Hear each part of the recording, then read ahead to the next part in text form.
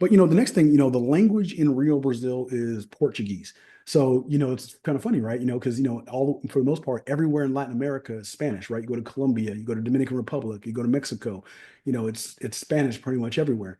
But in Brazil, they speak Portuguese. So just kind of know that, when you get ready to go to Brazil, in my humble opinion, it's always a good idea to brush up on the local language before you go. Maybe, download, a Rosetta Stone and do maybe a couple of modules on there just to say, hello, goodbye, you want to order a beer. How do you ask for, a conta, the bill, things like that in Portuguese. Like I said, Duolingo, Rosetta Stone, you can even do YouTube actually has like, for example, for Spanish, right? It's like Spanish while you sleep.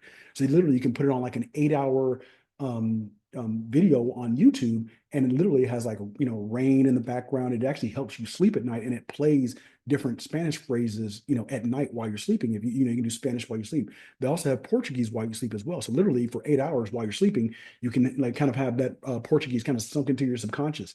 And it definitely helps with, pronunciation, different things like that. So there's definitely different ways, free ways you can go online and, learn, Portuguese.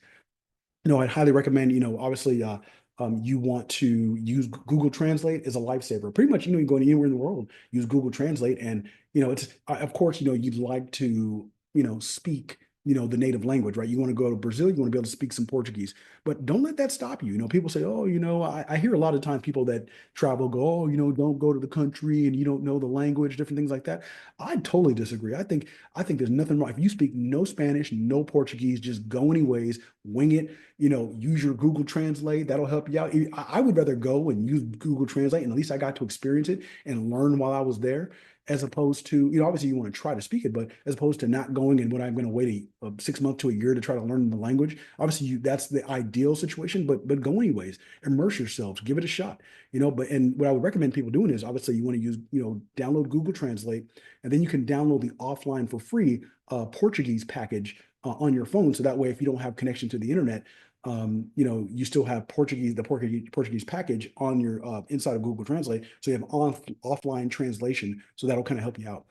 There's also other, the Time Kettle X-One language translator. It's like kind of like a little bit of a high end. You can get like the earbuds, it's like a little interpreter hub to where like, hey, I can put an earbud in my ear. There'll be an interpreter hub here. You put an earbud in your ear. I can speak into the interpreter English and it'll come out Portuguese. And if you have someone that's there, you can actually both, use the just the earbuds themselves as a cheaper version. I think that's like $300, or you can use the full on interpreter hub, which is like $750, and that thing is awesome. I've actually got one myself. I can speak English into it, and then it comes out Portuguese on the other end. They'll speak in Portuguese, and it'll come out English, and you can have a one-on-one conversation with a native speaker. I mean, it's next level, and I can only imagine over the next 5 years what AI is going to do with those language apps. Right now, there is a little bit of a delay, and you got to kind of speak clearly and through it, and you don't want a bunch of background noise. But can you imagine in 5 years if they've got that kind of, they've got those language apps right now? And then, the X-One Interpreter Hub, you can actually connect it to your computer, and you can have Zoom calls with other, in another language. So, for example, I'm on Zoom. I'm an American. I'm having a Zoom call with a Brazilian person who's speaking Portuguese on the other end. On their Zoom, I can plug in my interpreter on my end into your web app. I can speak English. It'll come out on Zoom on the other end in Portuguese, and if they've got an interpreter hub on their end, it'll come back the other way. And I think you can do that with multiple languages from multiple different locations. You can kind of choose. So you can connect like up to like 20 or 30 interpreter hubs at one time. You can have like an international conversation. I think that's going to be the future of business, right? I'm doing business with someone in Brazil, in Colombia, in China. I can speak in English. It comes out, Chinese on the other end, things like that. So I think the next level of language, to remove those language barriers is going to be these interpreter hubs. And I mean, think about in the past, right? Maybe what, 10, 20 years ago, there was no Google, 20 years ago, there was no Google Translate back in the 80s and 90s.